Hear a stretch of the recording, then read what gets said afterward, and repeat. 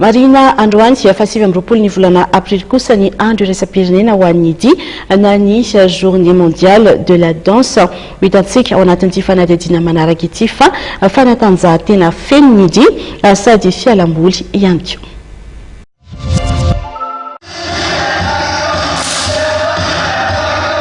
Maro tokoa ireo mankafy mandihy.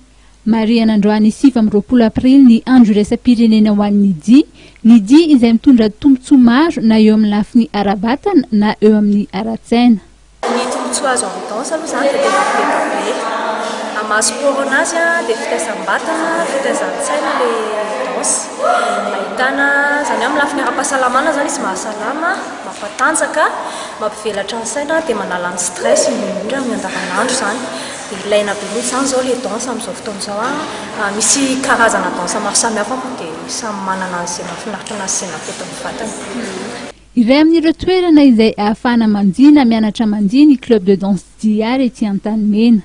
Ato amin'ny Diary aloha misy ny karazana danse rehetra izay fantatrao misy ny danse urbaine, misy raga dancehall, misy ny danse de salon moa zany izay fanafatarana ny Diary hatramin'izay, ny danse de couple, ny danse sportive fanaovana compétition, misy koa ny solo dance izay hitanareo aoriana koa velon'ny ankizy dia misy koa ny danse ho an'ny ankizy kely samy tena izany rehefa misy ny contemporaine misy ny classique. Manomboka eo amin'ny 2 taona sy tapany eo ny ankizy dia efa afaka manao danse na olona efa mahazo taona ihany koa aza dia mety amin'izay fanaovana danse izay. Manomboka ny alatsinainy hatramin'ny alahady dia misy foana ny fampianarana amin'ity toerana ity fa samy misafidy izay fotoana mampety azy ny tsirairay.